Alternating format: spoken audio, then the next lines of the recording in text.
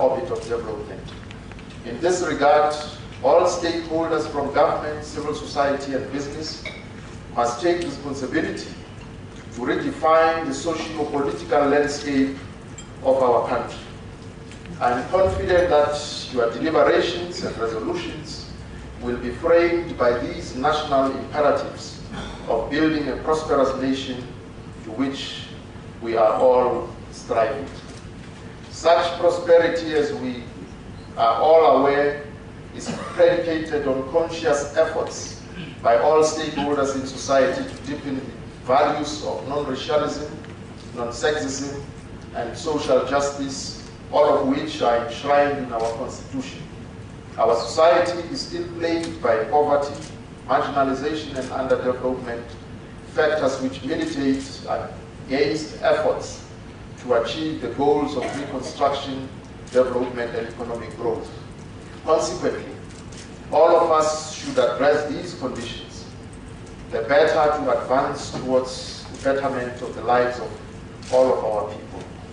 By the same token, as a trade union federation, you consider it your duty to strive for workers with skills to meet the demands of the modern, sophisticated economic system and be employed in decent jobs.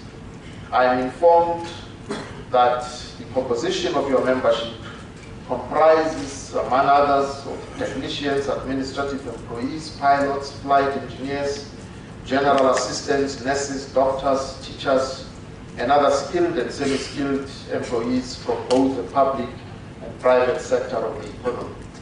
Clearly, you have in your daily grind confronted the phenomenon of skills migration, commonly known as brain drain, by which is meant the continuous migration of skilled South Africans to other, preferably better developed countries.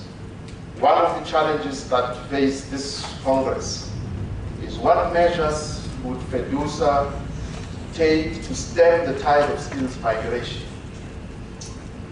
Admittedly, our emergent democracy is fraught with challenges of serious magnitude, most of them with historical provenance.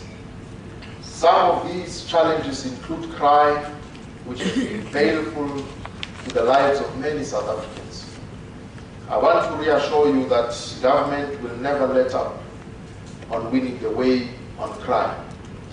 However, building a better society has never been a mean feat.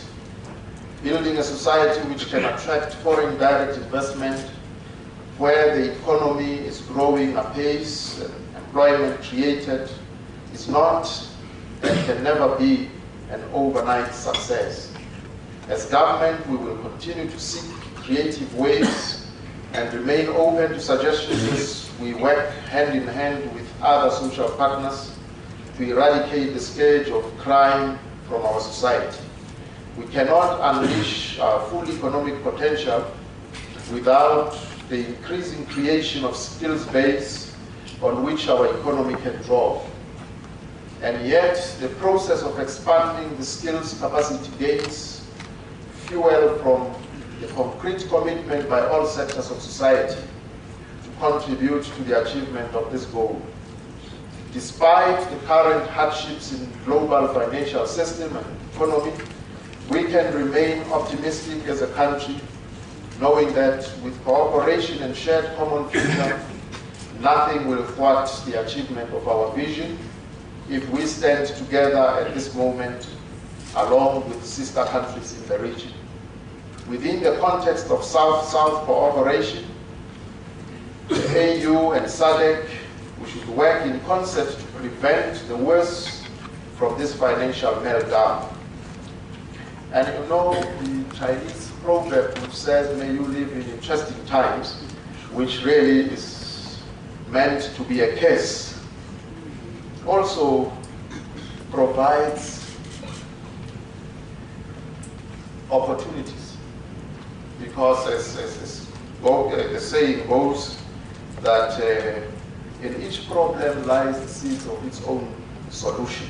So perhaps as we expand and increase and cement relations and develop even a wider market as countries of the South and Africa itself.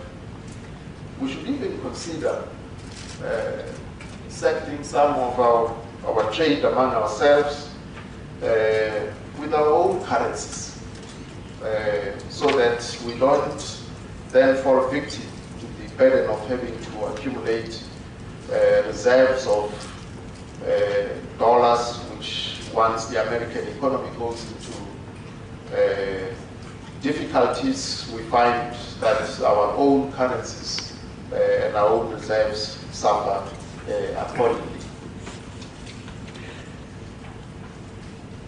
Likewise, with the coming FIFA 2010 World Cup, we should join forces with SADC to ensure that this event is energized and successful, so that it positively impacts on our economic growth. Indeed, with this vision, we can anticipate that tomorrow may be better than today. And I would like to wish this conference fruitful, productive deliberations, and I have no doubt that you will adopt resolutions that will not only strengthen your organization, but will also help the rest of us in the country to equal the challenges of our time. Lastly, Motlanthe and delegates, as we all know, next year is the year of elections, and we hope that we will be able to mobilize our people to ensure that all have IDs and do register to vote, and without asking them to vote for any particular party, they should vote for the party of their choice. But we should ensure that all are mobilized to register and to vote. And before I leave, I would also want to share with you my own understanding of how globalization works from a worker's perspective. Among workers, globalization is normally understood in terms of three figures. First one is half, and the second one is 2, the third one is 3. These three figures describe globalization in very simple terms. And I do know that Deputy President Motlanthe understands what I mean, he understands what I mean by half, 2, 3, because it says in simple terms that when transnationals land in developing countries, the first thing they do is to reduce the workforce by half and double production, multiply production by 2, so that they realize trebled profits.